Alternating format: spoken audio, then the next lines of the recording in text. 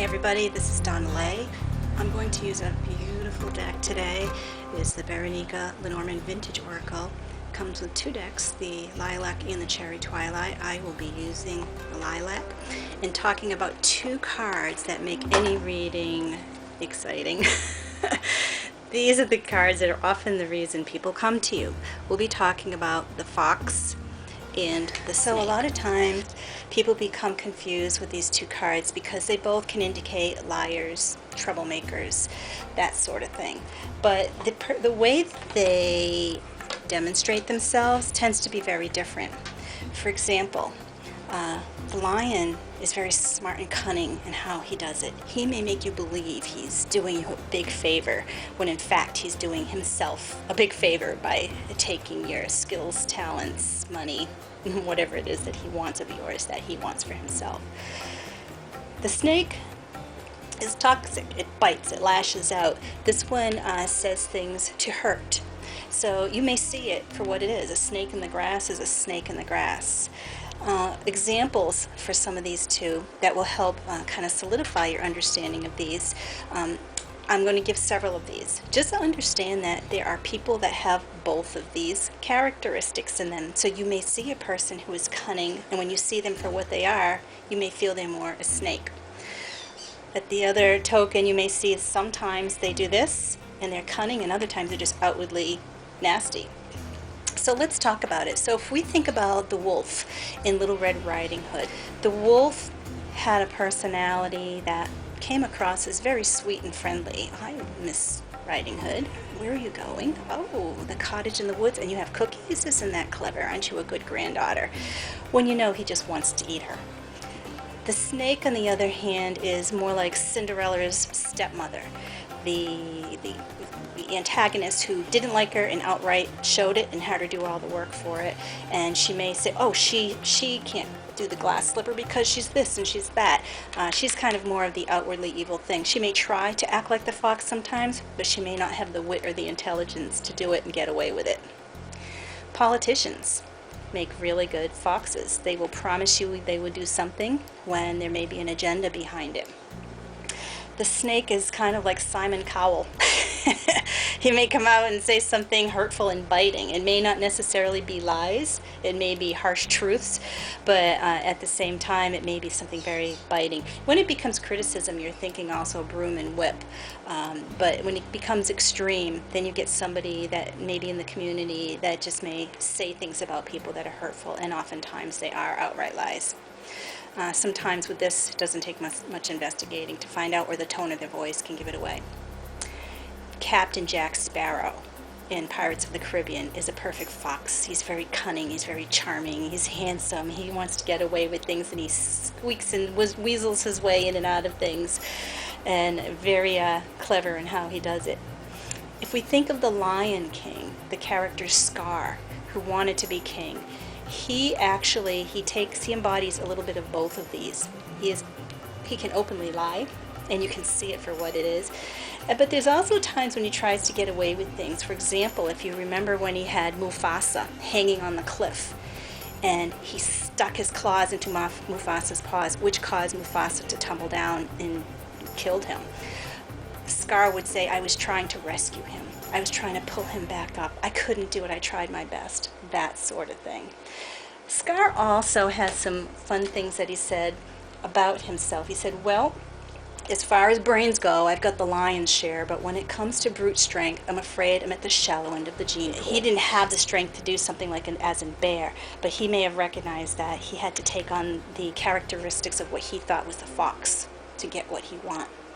But there's another example of Scar when he was talking to Sarabi, who said to him, Sarabi said, we have but one choice. We must leave Pride Rock.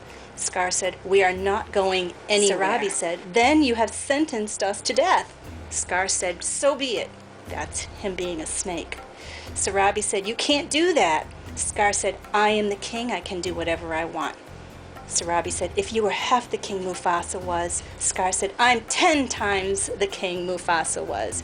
So at that point he's lying, but you can see it for what it is. So there becomes a point when his power takes over and he becomes a lot more of this. So his lies become very obvious. in The Wizard of Oz. The great and powerful Oz is a good fox. Everybody thought they were working in his favor, getting him the broom, doing what he needed, trying to help Oz, trying to get to the end of the school. And when they got there, he was just a man behind a curtain. The whole movie was based on this farce, this manipulation. And then if you look of the snake, it's more like the Wicked Witch of the West. And she'll say mean things, and she'll lie about people, but people kind of know she's doing it. It's not so crafty. There's a lot more guile and guise, ruse, kind of cover up and costume with this one. If you think of the story, the Aesop's fable, The Fox and the Grapes, of him trying to get the crow, or somebody to get him the grapes down for all the right reasons when it was really for himself. If you think of the snake in the Garden of Eden, where he had the tree of knowledge and he's trying to entice Eve to eat the tree of knowledge.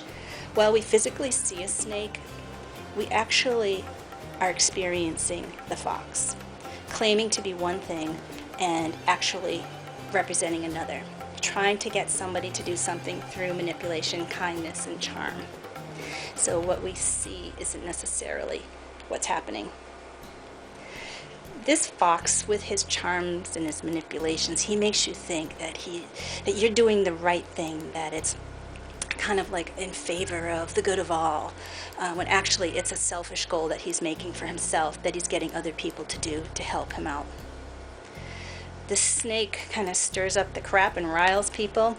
It's toxic, can say things to hurt people, but this is a lot easier to see. It's almost like the office troublemaker who has something to say about everybody. And you know it's probably not true in what they're saying, but nobody believes this person anymore. So what I would ask you to do is, when you have someone in your life that you see lies, try and separate what you're experiencing. Are you experiencing the fox, where they're convincing people something good is happening?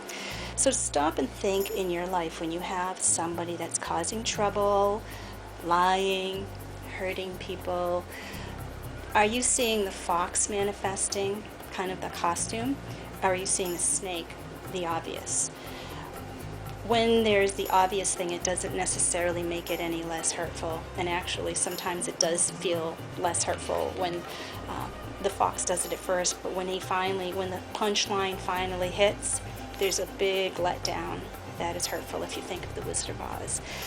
I've experienced this type of energy where you think everything is good and something is really wonderful, and when you see it for what it is, it's a huge letdown. Whereas this is what you think you're avoiding all the time. The toxic, the liars, the things that you see. These are easier to avoid because they're easier to see and call them out. A snake in the grass is a snake in the grass. But a fox may be wearing, it's kind of like the fox that's wearing the costume of the sheep and is settled among all the sheep. So your exercise is to look into books that you are reading, in movies that you're watching, and see the antagonist, which of these two they embody. Are they being sneaky and cunning? Are they being obvious? When are they being this and when are they being this? You'll find that sometimes people toggle back and forth. And when you are in real life and you see this, it's another thing you can kind of stop and try and define which of these two, and it will help you understand these two cards better. So good luck. Whether you're seeing masks or the mask comes off, these are two difficult cards to get when they're talking about lies and deception and manipulation. So they both try to do it, they both manifest differently.